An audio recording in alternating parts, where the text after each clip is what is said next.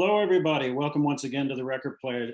Today's guest is a man with a miraculous story of perseverance, hope, and survival. We all know the importance of our mental health and being open about our struggles and finding the courage to ask for help, recognizing the signs of someone who is struggling. And there are countless countrywide initiatives to help Canadians combat that. But our guest today is recording artist and songwriter Robb Nash, who has taken the message of the importance of mental health to a whole different level through his music. Welcome to TRP, Rob. How are you? Good to meet you, Scott. I'm good, man. Good. Good to be alive. Yeah, I think we all feel that way over the last couple of years for sure. Yeah. I want to talk to you about the latest record, about everything that you do. But first, tell us, how did this whole journey start for you in the first place? Yeah, I came from small town Manitoba, and pretty uneventful life until I was 17 years old.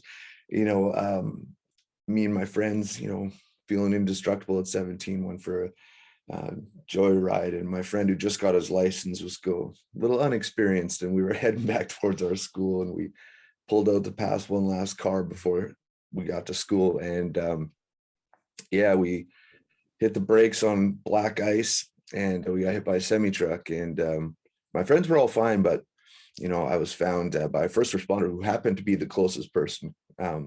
And I met with him a few years ago before he passed, and he told me, yeah, you were dead, man. And he resuscitated me, and he knew that I came back to life because all of a sudden blood started gushing out of the side of my head. I lost a good chunk of my skull. So my family got the call no one wants to get. They came to the hospital, some expecting the worst. And they got me to the hospital and started many surgeries. Had my skull rebuilt a few times, even one just a few years ago. And I woke up from in the hospital. I didn't know who I was or my parents, and I went through, pretty dark time. My memory came back, my long-term memory, not so much my short-term. So I don't remember the accident or being in the hospital or anything like that. But I went from a guy that's 6'5" playing every sport to a guy getting bathed by his mom, and that brought me to a pretty dark place where, like, I didn't have any identity. I didn't know who I was. So I just didn't want to be alive anymore, and I didn't tell anyone about it. So that was kind of the shocking moment for me, And you lived like that for quite a while before you finally picked up a guitar and decided that this was something that you wanted to concentrate on, was your music. Yeah, like my family's very musical. Like my brothers and sisters are a bit older than I am. They had like a family band, but I was born much later, so I was the only kid in kindergarten that was an uncle, so so we had a musical family. So I played some drums, a little bit of guitar, but I was not a dreamer. I never thought I'd play music for a living. My worst mark in high school was music. So I tried out for the choir. I didn't make it. So but I got, when you go through something traumatic like that, people throw a lot of cliches at you, like, it was fate, and my family told me, some of them said it was God, God spanked you with a semi because you're a bad kid. I'm like, well, that's not pleasant. But the most common thing people would say to me is they'd say everything happens for a reason. And that they mean it with good intentions, and it does something great for some people. That did not help me at all, because now I'm like, okay, what's the reason I was hit by a semi truck? Like, now I'm like, I'm waiting for lightning to strike me anytime to teach me a lesson. So it brought me to really dark places. I'm trying to figure out the reason this happened to me. And 2 years of, feeling suicidal, dark thoughts. And then somebody came up to me and said, I know the reason you were hit by a semi truck, Rob. And I was like, what is it? And he goes, you got hit by a semi because you guys are going too fast on an icy road. He's like, shit happens. What are you going to do with it? And I'm like, and that sounds simple, but that set me free. I was like, all right, okay, like, I'm not a puppet. I have some control. I get to make some decisions here, but I got a second chance. I better do something with it, That makes total sense, doesn't it? That's that's the reason. Nothing higher power. So you re-energize yourself and help heal yourself through your music. And you had a fair bit of success early on, you guys, when you guys first started out your band. The band was, you called yourself Live on Arrival, if I'm... We'd done a few independent albums, and after 3 albums we got the deal, and what everybody dreams about, Yeah. going out to a big studio in Vancouver, meeting all these producers. It's intimidating. You toured with Hedley. You toured with Finger 11, Buckcherry. I mean, you were doing some stuff. You were getting noticed. Huh? Yeah, we got some big crowds. Yeah, that's for sure. And it was exciting to hear your song on the radio, and it was super exciting. We got to see some big crowds, but I was waiting. I'm like, when's this moment where I get to do something and like share my story? Because it's great, playing in big crowds and crowd surfing and stuff. But I'm like waiting for like that big moment. And then we were, we did it okay. And like we were scratching the surface in Canada. Like we weren't like, we had a few top 10 hits in Canada, but we were just getting traction. And then the label wanted to go to the States and do the same thing and overseas. And I'm thinking, and it was with Finger 11 actually in Edmonton. We were doing a show and like I knew them when they were still the Rainbow Butt Monkeys. So they had a long career.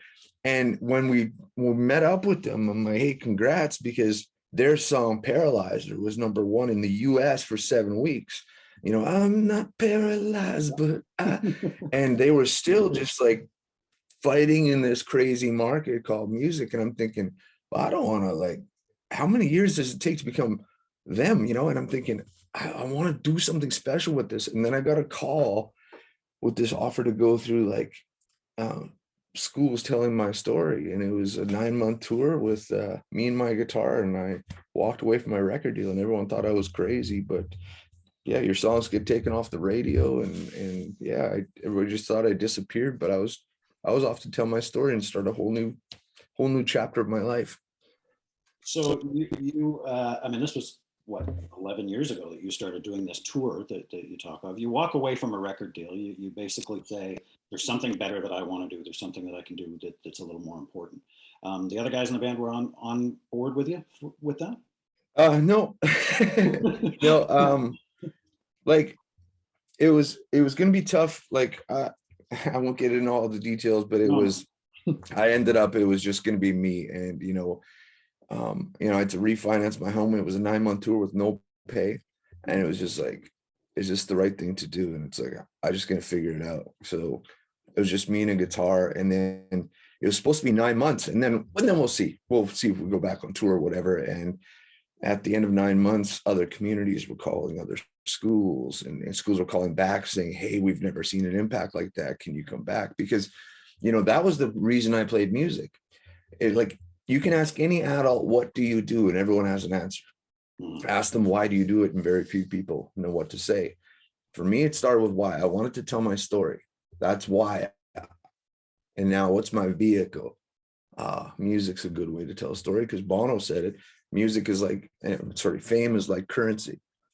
You can spend it on whatever you want. You can get phone numbers from girls, or you can use that as a platform. So that's why like every kid's got earbuds in their heads. They're listening to something, right? Music can calm you down when you want to fall asleep. It can rile you up before a hockey game. So that's why I chose music. And yeah, and then after 9 months, like, can you come back? Can you come to this community, that community? And I was like, so I kept going, and then I started putting a band back together. It was new members, but yeah, and then before COVID, we were back doing big shows again, in big theaters. In our last show, well, it was at the Arena in Medicine Hat, where we'd bring in 20, 30 schools, and we'd set up for a week of shows, and schools didn't have money to bring in the kids, so we'd pay for the lights, the sound, the security. We'd pay for the school buses. Like, we need to get this message out there, started a charity to pay for it. And it was a ride, man. It was really cool. And in that process, in the beginning, I never talked about the fact that I was suicidal once. All I talked about was like, hey guys, be careful. Like, make every day count, because you don't know what might happen tomorrow. This is what happened to me. But we got a call from a school in Ontario one day, and they said, principal says, can you come right away? We had a tragedy. A girl took her life. And on her suicide note, it revealed that she had a deal, like a pact with one of her friends. If you kill yourself, I'll kill myself. The principal says, we don't know who it is. Can you come right away? Wow. So what are you going to do in that moment? Say like, well, our flights are this, our hotels are this. It's like, You're Yeah, there. we'll come and we'll figure that out later. And we got there and I'm on stage and there's 1,000 students in front of me. And I'm thinking, somebody sitting in front of me is about to take their life. And I'm on stage and I feel this nudge in my heart going, you got to say you were there once yourself. And I'm thinking, oh, what are the staff going to think of me? What are the students going to think of me? What is my team going to think of me? I've never shared this with anybody. What if I should reveal this weakness that I once had, you know? Got to this place, I'm like shaking inside. I'm like, And that was the first time somebody, that was the first time anyone, you really shared that, right?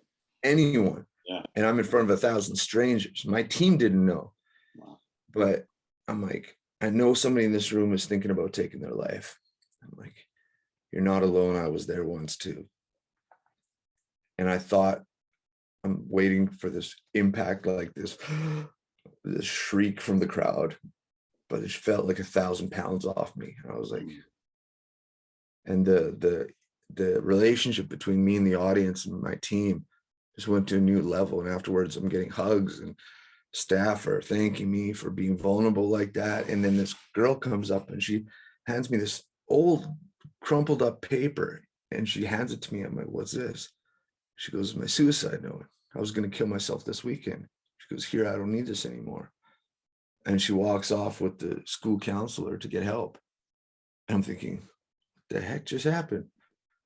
Like, why did she have the note on her? That wasn't freshly written. Yeah. And I spoke with a police officer that kind of deals with youth suicide. And they said, yeah, very rarely is this note freshly written. People write that note 2 to 3 months before they take their life and they carry it with them, waiting for somebody to push them over the edge or for somebody to say something that clicks, makes them realize they're not alone. And I was like, wow. And so pre-COVID, stats from Kids Help Phone, a partner of ours, 1 in 5 teenagers had seriously considered suicide in the last 12 months. 1 in 5. So the next day I'm in front of another 1,000 students and I'm thinking, well, if the stats are real, somebody sitting in front of me, so I said it again, and it was easier the second time. I'm like, I know somebody in this room is thinking about taking their life. You're not alone. I was there once too. And this guy comes up to me, and grade 12 student, he hands me his note. I'm like, oh, this is a thing. And this became like a focus of our show now.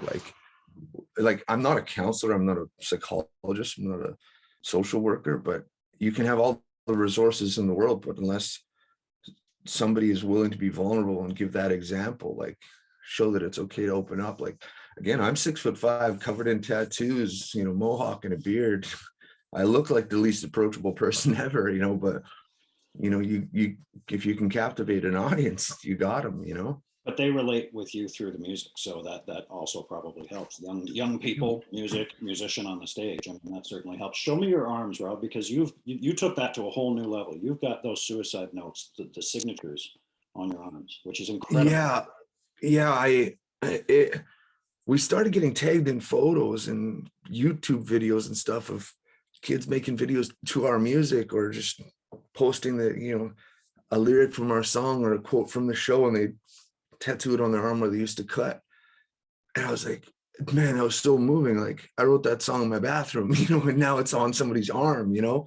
I'm like, how do I like repay that? Like, if they think I'm that much of their part of their life, how do I show the same to them? And I was like, so yeah, I took hundreds of the names and signatures. Not all of them had signatures and names on the bottom, but I tattooed them on my arm. And I did this because I want to show them like, you're valuable, but I also want to be able to, when we're in front of a crowd, be like, or I meet somebody wherever, I'll be like, if you had those thoughts too, these are all signatures of people that once had those thoughts and they're still here. Because it seems when we talk about addiction, we only talk about the overdoses. Right. When we talk about mental health, we only talk about the suicides. Right. We got to balance those stories of triumph and victory. And a lot of these students now work with us, like, and on stage, like our shows got big by the end, you know, before COVID, and you know, it was, I'd tell a story of one of these kids, and I'll be like, do you want to meet them?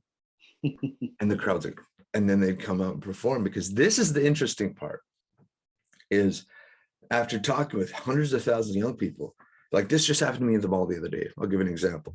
This girl comes up to me and she's like, "Bro, you're Rob Nash." I'm like, "Yeah." She's like, "Oh, your music means so much to me. You know, I've been diagnosed with depression. I have suicidal thoughts." And I was just like, "Oh, so you're like me." She's like, "Well, what do you mean?" I said, "You hurt deeply, but you love deeply, don't you?" And she's like, "Yeah." I said, "You hurt deeply, but you can see when others are hurting, can't you?" "Yeah." I'm like, "Yeah, you have a gift." Your emotion, you know, depression is very real, but don't just shut it off. Like I'm not against mental. So take this to make you normal. And for me, it's like, don't shut it off, channel it. Like get it out there, express yourself, right? Because isn't it interesting? You get diagnosed with depression, you never get diagnosed with empathy, Mhm. right? And I Absolutely. actually, and then I'll be like, so do you dance? Do you sing? Do you paint? Poetry? Journaling? What? Yeah, I love to sing. How did you know? I actually think there's a connection between the arts and mental illness.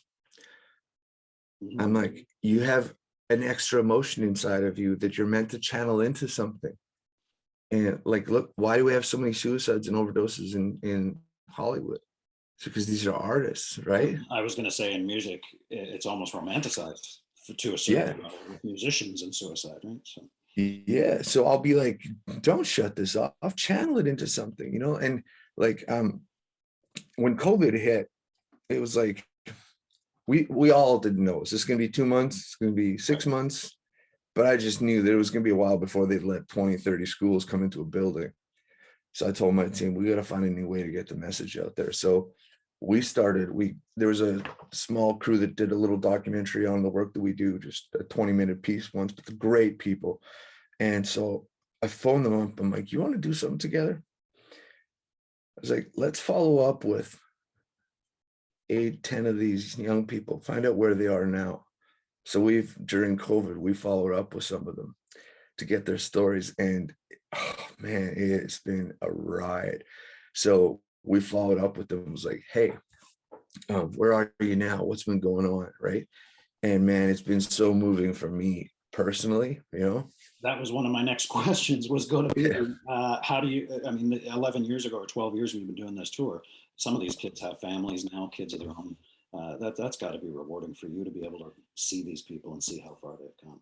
Yeah. Yeah. Cause oh, go ahead. So I was just going to say, I hope that you get more tattoos on your. I hope you do your legs. I hope you, because that means you're helping more people.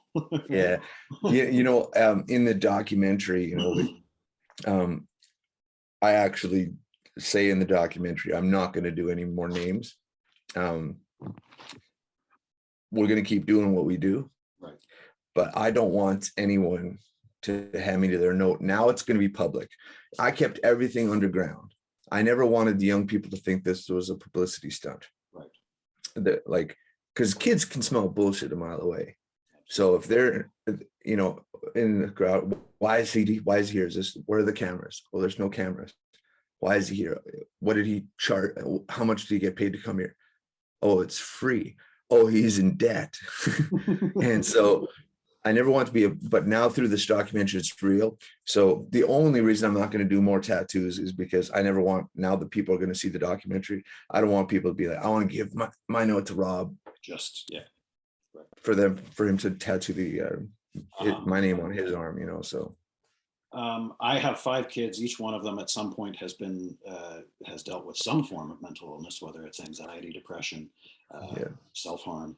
Um, Obviously, you try to get better and you try to help them, but as a parent, you're limited because you're either not comfortable with it, even though they're your own kids, or you don't know how to help them. How do you follow up with? You're very involved with the follow up to all this as well. It's not just going and doing a show and you're out of there. How do you follow up with it? How do you make sure that the parents get involved? What's that kind of process for you? Well, first of all, we partner very close with the school counselors and all that. So if I'm meeting somebody, I always make sure there's a staff member close by me because, we do go to the next city, but, we have a great relationship with the kids online and stuff, but I don't want them to look at me as their go-to always. Right. But we also, we have third parties that are involved when we go to a city, CMHA, all, Canadian Mental Health Association, we're very much associated with a lot of organizations where that kind of kick off to the relationship. But we see a lot of breakthroughs. The first 3 years were the hardest for me because somebody hands you a note or they hand you the razor blades from self-harm, and you're thinking, is this just a day where they have a breakthrough? Is this go back to zero again tomorrow? And it was after 3 years we started like, hey, Rob, I saw you 3 years ago and I'm still clean. I fought off these thoughts. I got this help, and because we all have moments in our life where something clicks, you have a breakthrough. We can all say like there was where you were, the conversation, where you were sitting, and we're trying to provide that breakthrough moment. So, but we know it's like, you got to step outside and go do some other things. But that's one thing we hope that happens with the documentary. We want parents to watch this, and uncles and aunts. And to be honest with you, you're usually least effective in your own family. Like the fact that you're saying, I've got 5 kids and I've seen this. If you saw it, you're way ahead of a lot of parents. Yep. Because way too often it's like, I've done too many funerals where we didn't even have a clue.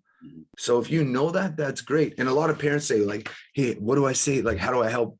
It's like, look, if there was a statement that you could say that's like, here, say this and everything will be okay. Those words don't exist. I always say to parents, grandparents, uncles, aunts, whatever, it's like, are you available? What do you mean? If your kid said, Dad, I need help, would you be available? Yeah, of course. You can be available, but you can't be responsible. Like, people are going to make decisions. And at the end of the day, like, some people think some people have mental health issues and some don't. You nailed it. Each one of my kids has had, because mental health is similar to physical health. There's days you feel 100% and there's days you feel 20% healthy, physically, mentally. So if you're aware of that stuff, so we've met with parents that like, they had no idea their kid was hurting. We met with one family we worked with out of Ottawa. The dad said, I dropped him off at school that day. And I said, if you need anything, if you're having a tough day, call me. I'll come pick you up and go for a drive.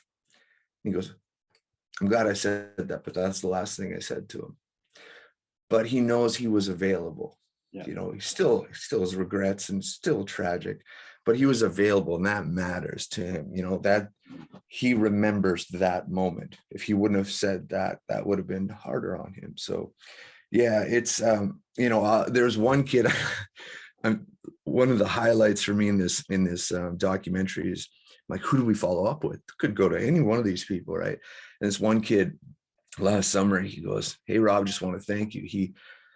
He went to his reserve, Northern Saskatchewan, and Indigenous kid, and he's telling me he's suicidal, blah, blah. I'm like, okay, dude, so do you like to dance, paint, sing, music? Like what? He goes, I love music. I'm like, if you could play any instrument, what would you play? He goes, guitar. I'm like, you got to play guitar then. And he's like, and he shows me he's a below the elbow amputee. He only has an elbow. I was like, don't give me any excuses, man. Play. And I showed him a video of a kid that plays drums with 2 elbows, just tapes the drumsticks to his elbows, and he's great. Mm-hmm. So he emails the website in summer and says, hey, thanks for pushing me. Here's a video of me playing. 2.5 years ago, we met him. Here's him playing. It's grainy, but you'll be able to hear him. Oh.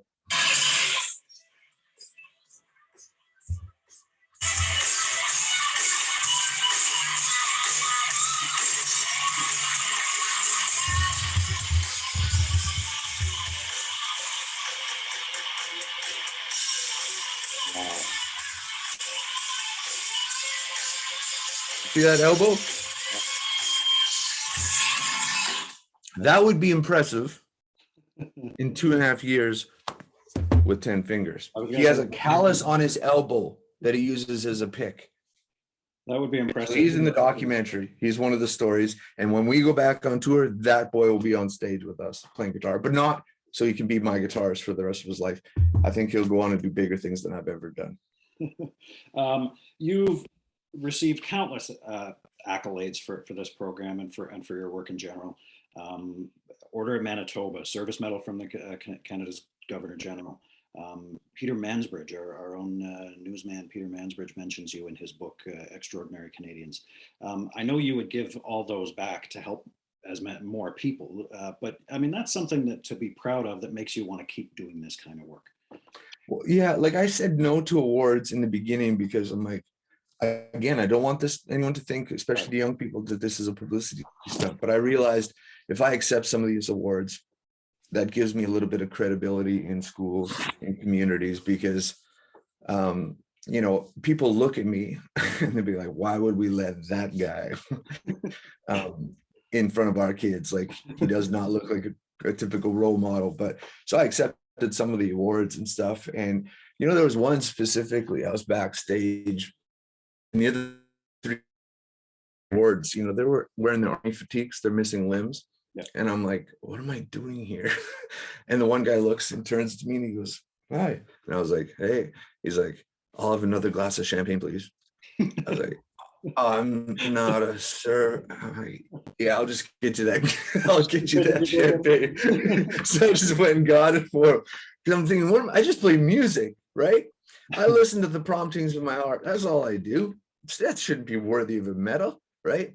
But then they introduced me and they said, this next guy's fighting a different kind of a war against an invisible enemy called mental illness.